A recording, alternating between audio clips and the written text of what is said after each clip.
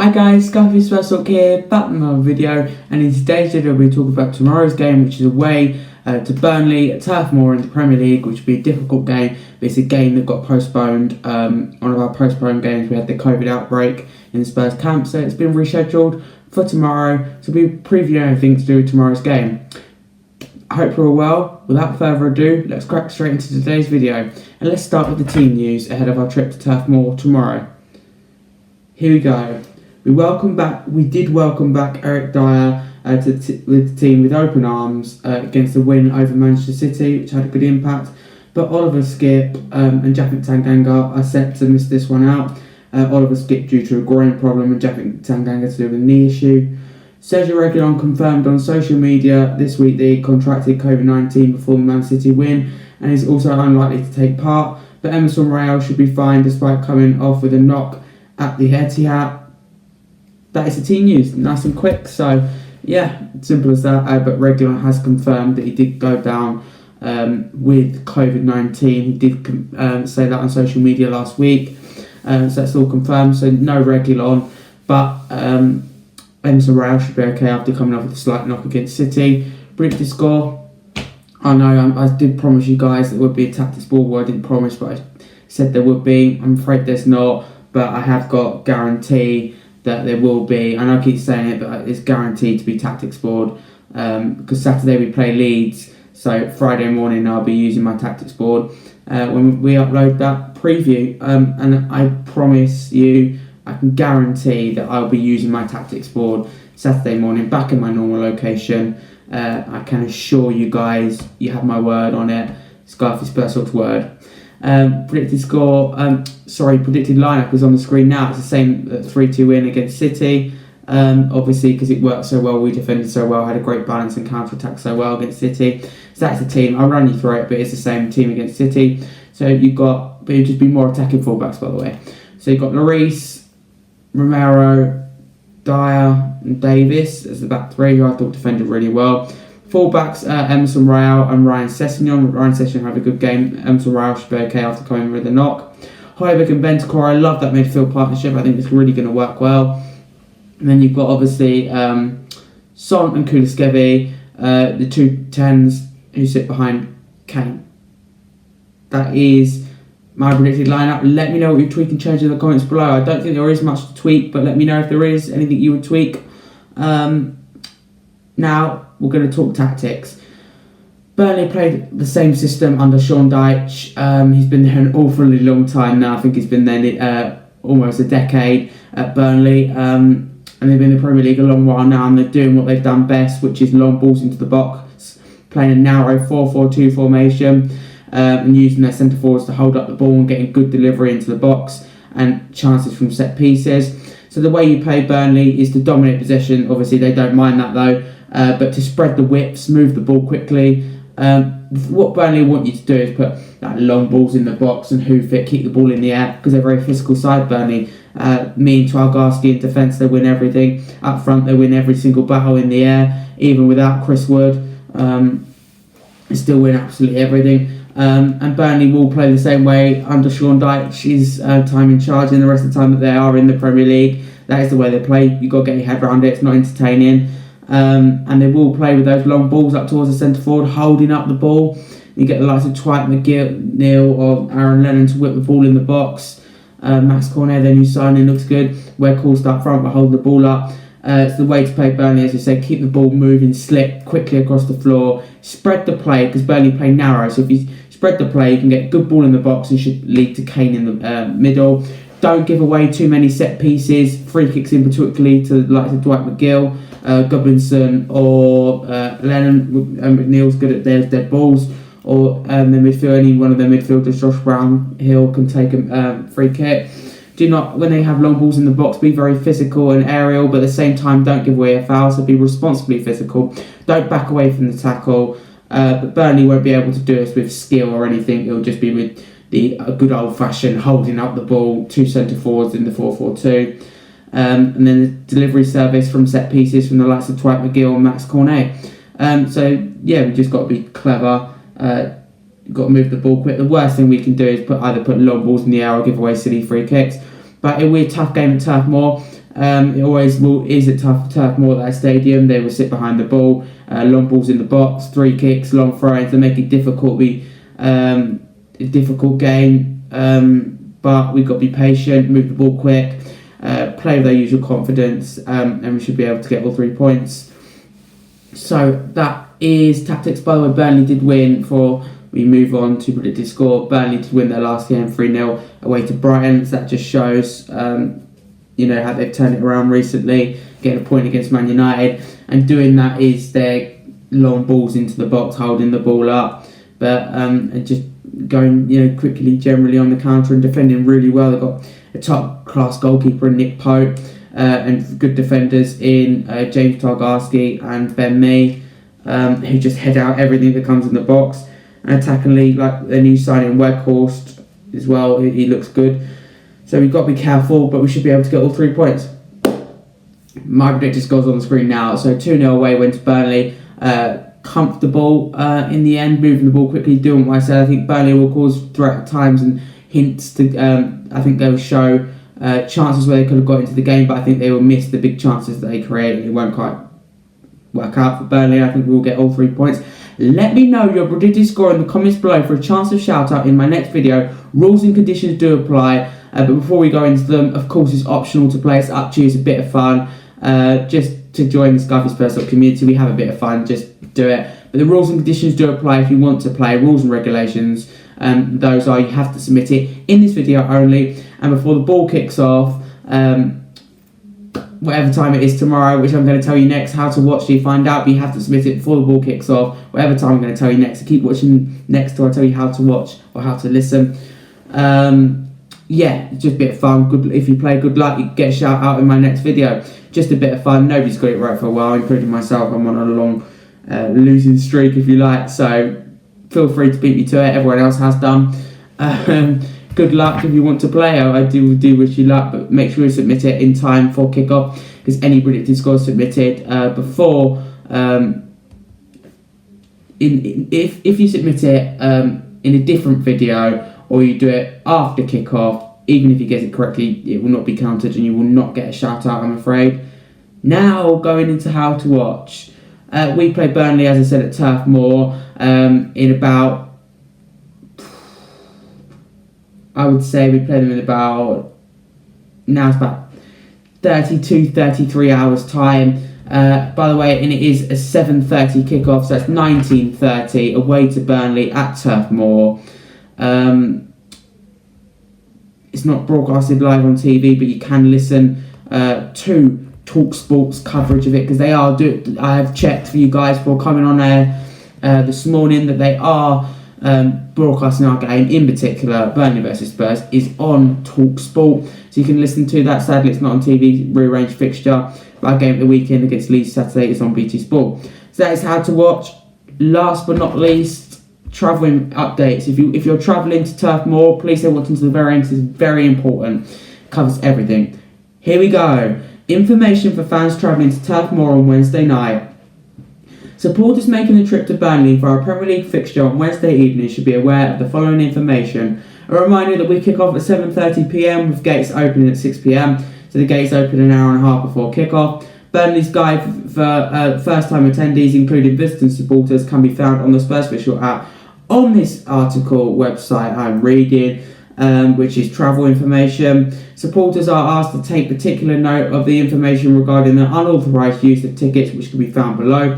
Supporters Code of Conduct. Supporters are asked to read and agree to abide by Burnley's Code of Conduct. This includes following public health guidance, only attending the match if fit and well to do so, and are suggested to wear a face covering indoors in all indoor areas other than when eating or drinking. Supporters are also advised to take a COVID lateral flow test 12 to 24 hours prior to the match. Hopefully that will be gone soon. I think the government have announced that they are going to ban that, which is good. Obviously optional still. Entrance to the stadium. The visitors' entrance is located in the Barnfields and Construction Stand at Turf Moor. Supporters are requested to bring photographic ID as it may be checked on entry. Accessibility. Accessible entrance is B1 adjacent to the general admission turnstiles.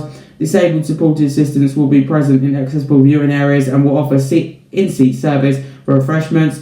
Tottenham Hotspur access shirts will be present if any support should be required. Accessible toilets are available in the visitor section, though please note this does not include changing places facilities. Refreshments. Concessions in the food section will be serving food, hot and cold drinks and alcohol beverage. I make a mistake every time. Cashless payments. Turf Moor is a cashless stadium. All major debit and credit cards are accepted. Flags and banners. Flags and banners are not permitted into the visitor section at Turf Moor. There's no ifs, buts and maybes. Visitors Supporters Pub. Burnley Cricket Club is a designated venue for visiting supporters. Its address is Burnley Cricket Club, Turf Moor, Belden Road, Burnley, BB10 4B9. I repeat, that's BB10 4BN. Spurs respects.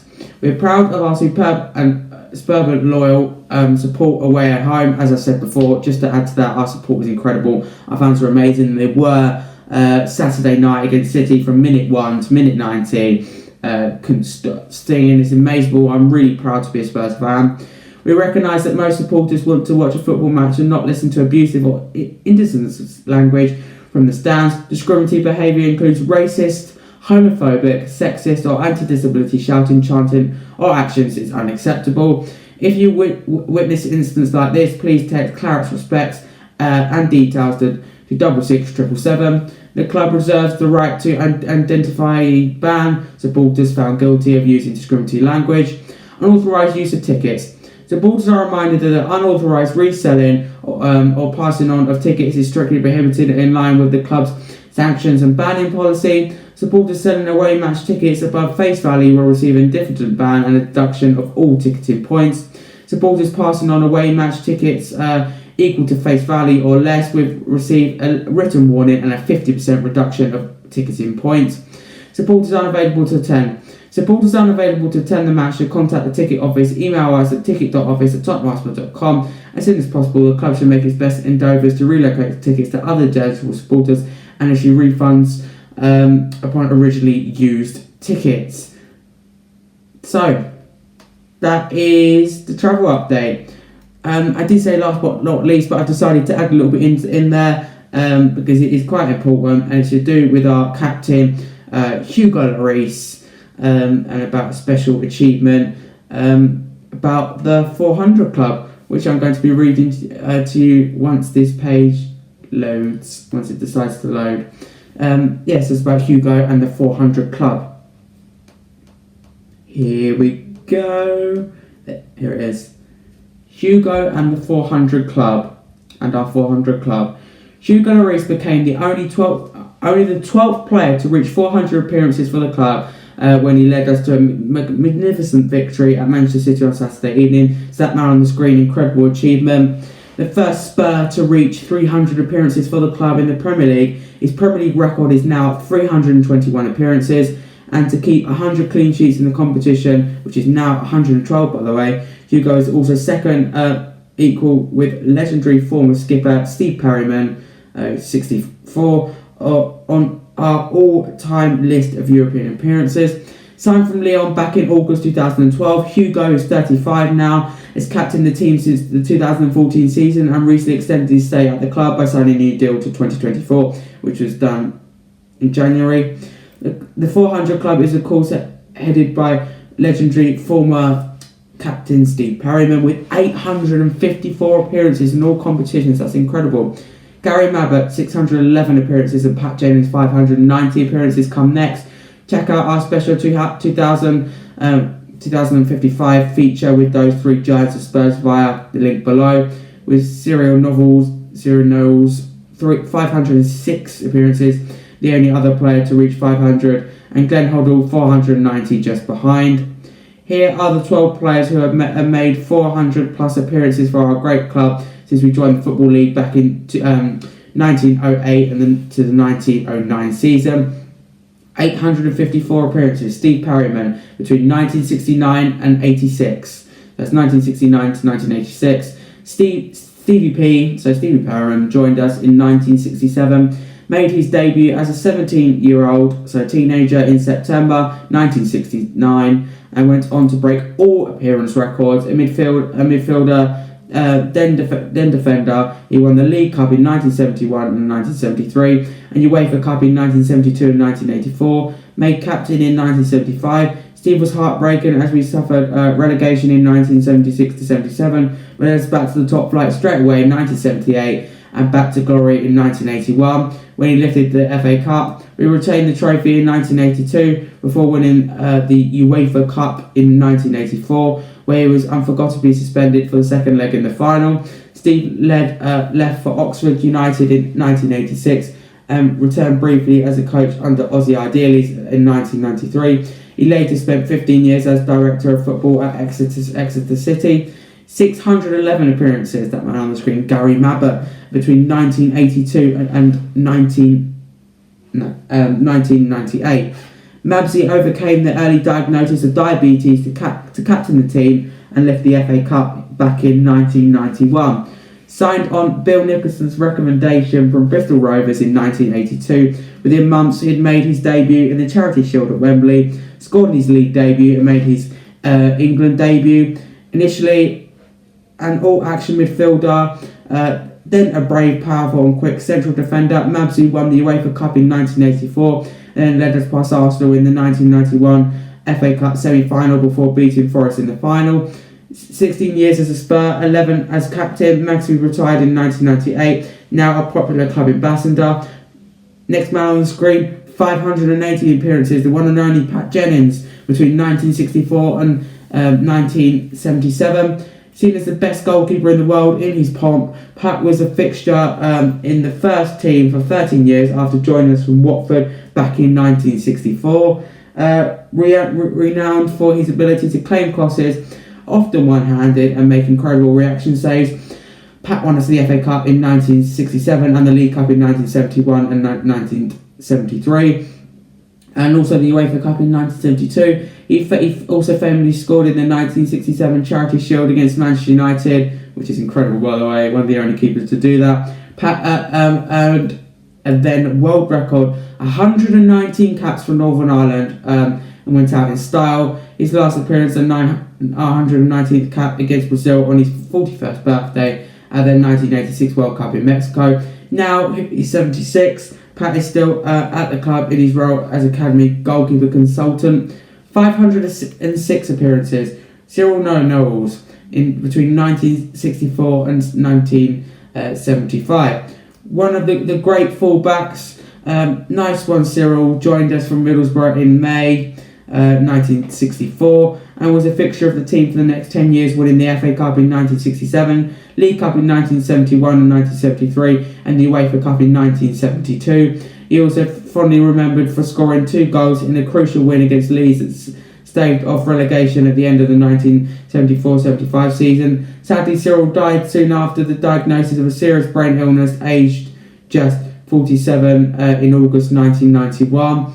490 appearances. That man on Glenn Hoddle, you see that man on the screen, Glenn Hoddle, you see on BT Sport punditry now, between 1975 and 1987. The Mustrio. Glenn had it all, not just a vision, but the ability to turn that vision into reality on the football pitch. He joined us as an apprentice in 1974, made his debut a year later, and then went on to pull the strings of Keith Birkinshaw, brought back the glory days in the early 1980s. Glenn scored in the 1981 and 1982 FA Cup finals and helped us to the UEFA Cup in 1984. Although he was injured for the final, he left for Monaco in 1987, later returning as a player manager at Swindon and Chelsea, then a stint as England manager before returning to Spurs as manager in 2001. He's now a pundit for BT Sport. 452 appearances, Ted Bitchburn, between 1946 and 1958. As an icon of the 1950s, goalkeeper Ted came through the system at Spurs and signed amateur forms in 1938, only for the Second World War to arrive a year later. He took over between the sticks when football finally returned in 1946 and only missed 2 games between 1946 and 54. He was ever present as Arthur Rowe's famous push and run team lifted the second division title in 1949, between 1949 and 1950 season, before our first league championship in 1950 and 1951. He eventually relinquished his place in 1958 and later played non-league football. Ted passed away sadly in 2005. 439 appearances. Alan Gilzean between 1964 and 1974. A title winner with Dundee in Scotland, and in 1961 to the 1962 season. Alan joined us in 1964 and forgetted prolific partnership with Jimmy Greaves and then Martin Chivers. Gilly and Greavesy were known as the G-men as he racked up the goals between 1964 and Greaves' departure in 1970, winning the FA Cup in 1967. Gilly's dream to play in the final at Wembley. Gilly and Big Chiv then spearheaded us to success in the early 1970s, landing the League Cup in 1971 and 1973 and UEFA Cup in 1972. And our all-time top 10 goal scorers with 133 goals. Gilly returned as a popular matchday host after time away after the spotlight in 2012. He passed away sadly in 2018. 438 appearances. Jimmy Dimock between 1919 and 1931. An early club legend, Jimmy wrote his name into Spurs folklore by scoring the winning goal against Wolves in the 1921 FA Cup final, the second time we'd won the famous trophy. A flying winger, Jimmy was only 12 when he struck gold at Stamford Bridge, and only in his second season at the club. Snapped up in the summer of 1919. He'd already impressed as we ran away with the second division title in 1920 season. After FA Cup glory, he played another 10 seasons before spells at Thames, Clapton, Orient, Ashford and Tunbridge Wells. He retired in 1936 and passed away in 1972. 420 appearances. Phil Beale, 1963 and between 1963 and 1975. A Spur for 15 years.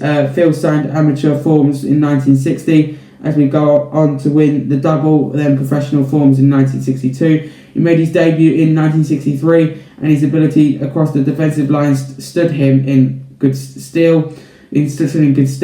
Initially breaking through as a right back, he broke his arm ahead of the 1967 FA Cup final, missed the final, and then found opposition for his position from Joe Kinner on his return. He moved to central defence to great effect and played in our League Cup, which is 1971 and 1973, and UEFA Cup in 1972 triumphants. Phil later played in the USA and had brief spells at Crewe, Oxford City and Woking. He remained a matchday host. 415 appearances. John Pratt between 1969 and 1980. An all-action midfielder. John joined us as an amateur in 1965 and made his debut against Arsenal in 1969. He appeared as a substitute in the 1972 UEFA Cup final and then was injured in the 1973 League Cup final. Ralph Coates came off the bench to hit a winner. John also played in both legs of the 1974 UEFA Cup final and was a regular until departing for Portland Timbers in the USA in 1980. 411 appearances.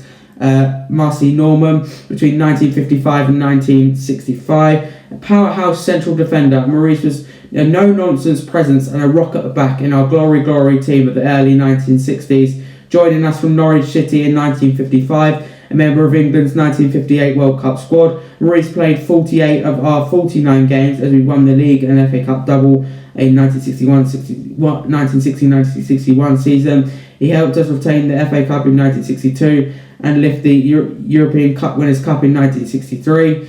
He was regular right up to sustaining a serious injury in November 1965 that ended his career, even though he battled on trying to get fully fit until 1967. Last but not least, 400 appearances. Hugo Laurice, 2012 to now, present day. Snapped up from Lyon in 2012, that one on the screen, incredible. Our captain, Hugo, initially had to fight for his role as number one with evergreen Brad Friedel. Once he took over for good in November 2012, he didn't look back. Hugo became our record appearance maker in the Premier League, now up to 321 appearances when he leapfrogged Darren Anderson's previous mark of 299. At the start of the season, he's only only 16 keepers to keep 100 plus clean sheets in the Premier League, captain since the 2014-15 season. Hugo led us to the Champions League final in 2009, where he crucially saved a penalty from Sergio Aguero as we toppled City in the quarter-finals. What a game that was. By the way, capped 136 times by France. Second, only behind Liam to 142. Hugo lifted the World Cup in 2018 and then the UEFA Nations League last year. Thank you for watching this video. I do hope you enjoyed. This video was longer because I wanted to give you that about the 400 club. Spurs including Laurice, which is interesting for you to know. As I said, thank you for watching this video. I do hope you enjoyed. And as always, come on you Spurs. Let's get 3 points. Be tough at Turf Moor. But as I said, we need to do those things. Move the ball quickly. Keep believing. And stop Burnley from getting set piece and playing long balls up. So be clever. Get 3 points in this hunt for top 4. We can still do it. We believe. We dare. We can do. And as always, come on you Spurs.